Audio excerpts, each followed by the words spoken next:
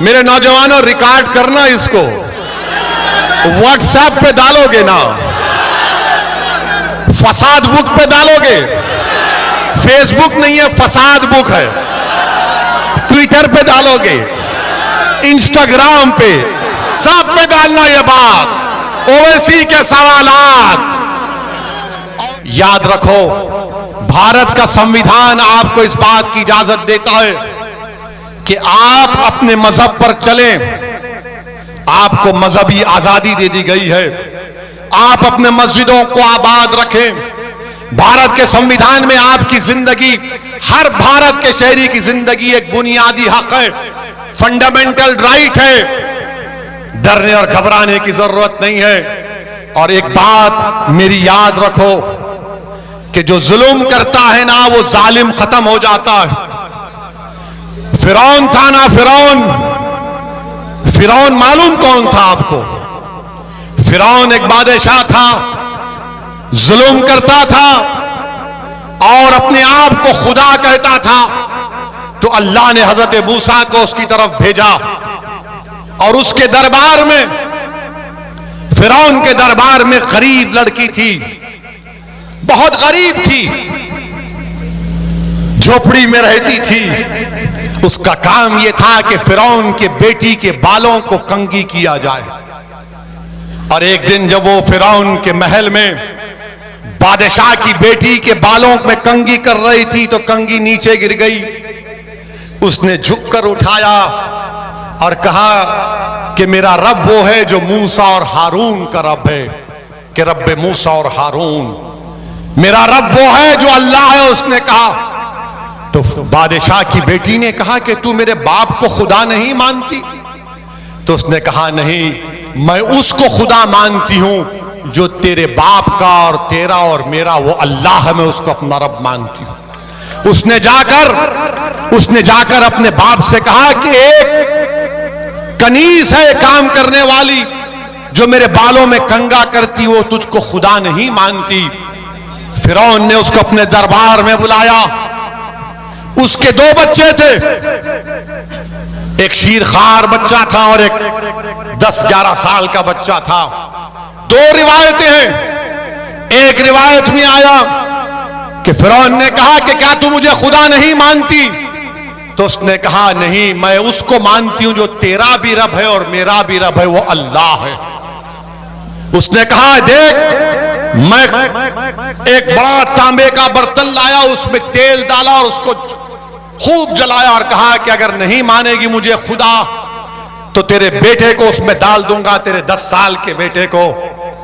اس نے کہا کہ میں تب بھی تجھے اپنا رب نہیں مانوں گی، میرا رب وہ ہے جو تجھے اور مجھے اور ساری کائنات کو بنایا اللہ۔ اس ظالم فرعون نے اس بچے کو اس کی ماں کے ہاتھ سے چھین کر تیل میں ڈال دیا، وہ بچہ فوت ہو گیا۔ پھر پوچھا بول اب کیا بولے گی؟ تو اس نے جب دیکھا کہ بچے کی ہڈیاں سامنے آ گئے، اس کی آنکھ سے آنسو نکلنا شروع ہو گئے، تو بادشاہ فرعون نے کہا اب تو ڈر گئی، اب مان لے مجھے خدا، تیرے آنکھ میں آنسو آ گئے۔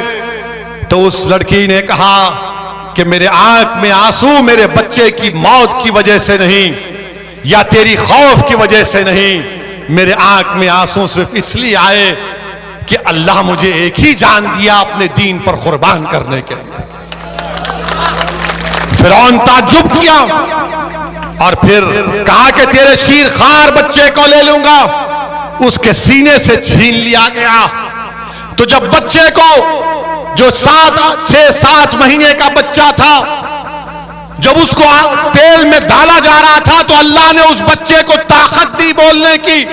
اس نے کہا ماں تو کہہ دے کہ تیرا میرا سب کا رب اللہ ہے، تو اس تیل کی طرف مت دیکھ، کہہ دے کہ میرا رب اللہ ہے۔ اس بچے کو ڈال دیا گیا۔ تو یاد رکھو اللہ رب کائنات ہے، اللہ رزاق ہے، اللہ غفار ہے، اللہ رحمان ہے، اللہ رحیم ہے، اللہ کریم ہے، اور اللہ کے دربار میں کبھی بھی ظالموں سے اللہ انصاف کرتا ہے اور ظلم کا خاتمہ ہوگا انشاءاللہ تعالی۔ اور یاد رکھو وہ صحابی رسول کا واقعہ یاد آ رہا ہے، جب رومیوں سے جنگ ہوئی، حضرت عبداللہ حذیفہ شامی تھے جن کو روم کے بادشاہ نے گرفتار کر لیا اور ان سے کہا کہ تم اسلام کو چھوڑ دو۔ انہوں نے کہا نہیں چھوڑوں گا۔ اس نے کہا میری بیٹی سے شادی کر لے۔ انہوں نے کہا میرا شادی کرنے کا ارادہ نہیں ہے۔ اس نے جیل میں ڈال دیا۔ ایک بد کردار قسم کی ایک مہیلا کو اس کے پیچھے لگا دیا۔ وہ جیل میں بھاگتے تھے، اس سے کہتے تھے کہ مجھے ہاتھ مت لگا، تو غیر محرم ہے۔ پھر بادشاہ نے بلایا ان کو اور کہا کہ چلو میں تم کو ایک اور آفر دیتا ہوں، تم میری انگوٹھی کو چوم لو۔ اس انگوٹھی پر کچھ اور نشان تھا۔ انہوں نے کہا یہ بھی نہیں کر سکتا، یہ ہونٹ جو اشہد ان لا الہ الا اللہ و اشہد ان محمد رسول اللہ کہتے ہیں، جو محمد مصطفیٰ صلی اللہ علیہ وسلم کی غلامی میں صلاۃ و سلام پڑھتے ہیں، ان ہونٹوں کو میں وہاں نہیں چوم سکتا۔ بادشاہ نے کہا میرے ماتھے کو چوم لے، میں 100 صحابیوں کو آزاد کر دوں گا۔ انہوں نے کہا نہیں کروں گا۔ پھر کہا کہ 300 رہا کروں گا۔ تو انہوں نے کہا تم پوروں کو رہا کرو، تیرے ماتھے کو چوموں گا۔ انہوں نے ماتھے کو چوما اور جب واپس گئے تو خلیفہ حضرت عمر تھے۔ حضرت عمر نے آگے بڑھ کر حضرت عبداللہ حذیفہ کی پیشانی کو چوما۔ اور یہ وہ جو فرعون کی دربار کا واقعہ ہے، جب شب معراج میں اللہ کے رسول صلی اللہ علیہ وسلم سفر معراج پر جا رہے تھے تو ایک پہاڑی میں آقا دو عالم صلی اللہ علیہ وسلم کو اچھی خوشبو آئی۔ تو جبرائیل سے پوچھا یہ کون ہے؟ تو کہا یہ وہ لڑکی ہے جس نے فرعون کے دربار میں اپنی اولاد کو قربان کر دیا اور کہا کہ تو میرا خدا نہیں ہے، اللہ میرا رب ہے۔ میرے عزیز دوستوں اور بزرگوں، ہمت اور حوصلے کو برقرار رکھو۔ ان جلسوں کو منعقد کرنے کا یا آپ کے درمیان میں آنے کا اہم پیغام یہ ہے کہ ڈرنے اور گھبرانے کی ضرورت نہیں ہے۔ اللہ ہمارے لیے کافی ہے۔ حسبنا اللہ و نعم الوکیل، حسبنا اللہ و نعم الوکیل و نعم المولا و نعم النصیر۔ میرے عزیز دوستو، ڈرنے کی ضرورت نہیں ہے۔ یہ B J P R S S ہے، یہ بیچارے ہسٹری نہیں معلوم ان کو ہسٹری نہیں آتی۔ ابھی کل آر ایس ایس کے موہن بھگوت نے کہا کہ اسلام بھارت میں انویڈر سے آیا۔ ہم کو کل میڈیا والے لکھنؤ میں پوچھے، ہم نے یہی کہا کہ موہن بھگوت جو ہے ہسٹری کو نہیں جانتے۔